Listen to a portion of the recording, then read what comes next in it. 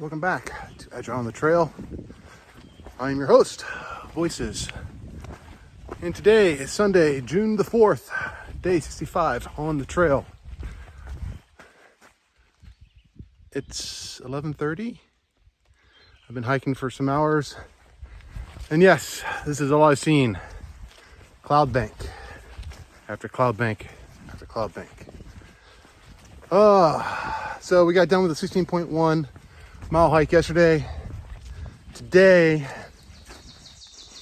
I don't know how far we're going to get today. We're getting worn out, myself, Kat, and others. But we're going to see how many miles we can push. I think 15. Others think 19. Somebody even mentioned 21. I don't know. But it's mostly ridge work, which is what I'm up on right now. I completed a big climb earlier this morning. But all the views and everything else I've had, well, I haven't had. I'm in a cloud bank. It is a bit chilly. I stopped to grab some food a little earlier and I got a little hypothermic. My hands started going cold. And it's June. Well, that's the mountains for you. All right, I'm gonna get to it. Hope you guys have a great Sunday. And hopefully I'll see the sun soon. See you guys out later. All right, just to let you know, it's 1:45. I've come off of elevation a bit. And as you can see, I still can't see.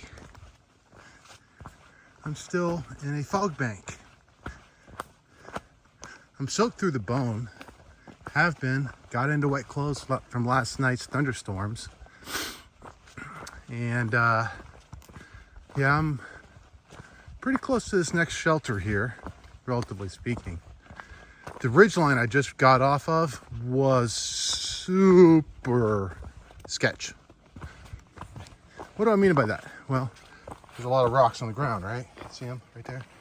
Well, imagine the whole path being rock except tilted. Yep, that was literally running a ridge. And of course, being in a fog bank, everything's a little wet. My shoes don't provide the best of traction on rocks. And the poles don't do much either. And I had to scramble a couple of times. I had to give up the poles, throw them ahead of me, or put them down and put them in one hand or whatever. So it's been a challenging day today. Really, really challenging. And I'm finally getting to a section of the path for today that, well, it's just, a woodland path. It's easy on the feet. I can make some speed. And I'm hoping to get to the shelter soon because A, it has water, and B, I would like to take a rest and grab a long overdue and deserved lunch. We hope you guys are having a fun Sunday, June the 4th. I'll check back in with you later. All right, just left the shelter and the tramley could not come to a consensus. Nope, not at all.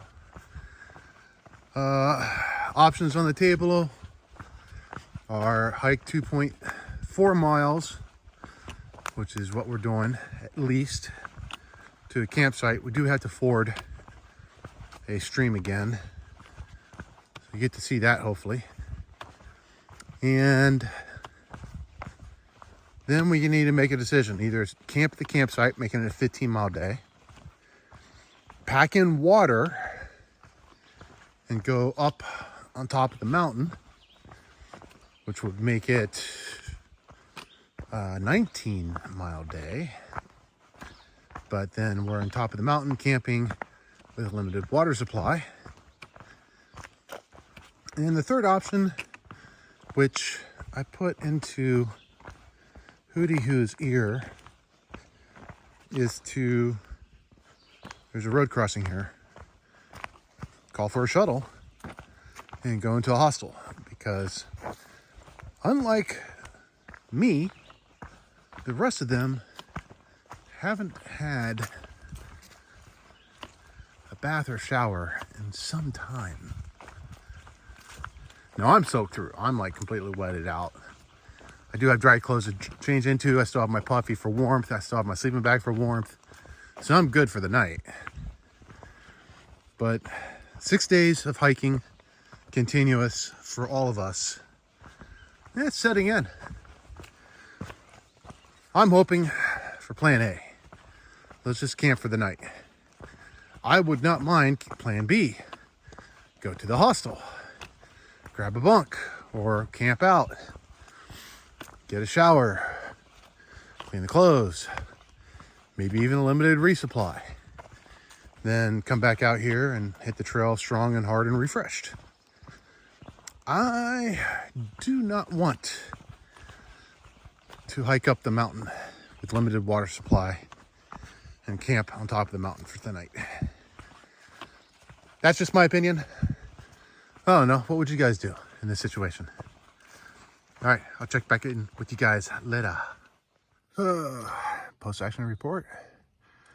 We went with option D, not option A, which was camp 15 miles. Not option B, which was hike another 4 and do 19 miles up a mountain, having to carry our own water for the night and the next morning. And not option C, which was hike another 2 or 3 miles after that to a water source and be completely exhausted. No, option D got thrown out very late by yours truly, and it was just more of a half-hearted comment. But we were crossing a road. I said, hey, we could call a shuttle, go into a hostel. We did. So we went to Four Pines Hostel. I am tenting outside the hostel. It's a very, well, as I stated before, hostels have their own unique traits and characteristics. And let's just say that we're not staying long. It's not a bad hostel, but it doesn't suit what we as the Four of Tramley is really looking for. So we're going to use and abuse them as much as they're using and abusing us. We are planning now to do a slack pack of 21 miles tomorrow, which means we're basically carrying nothing for 21 miles.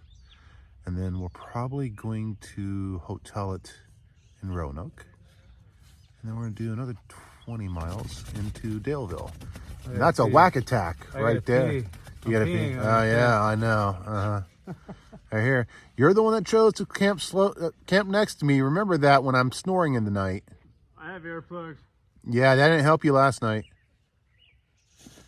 Yeah, I was also voted as the worst snorer of the group. I've been fighting a little bit of a sinus issue, so they got a little bit more than they anticipated last night in the shelter. Anyways, that is the post-action report for the day. I'll check in with you guys tomorrow. Have a great Sunday.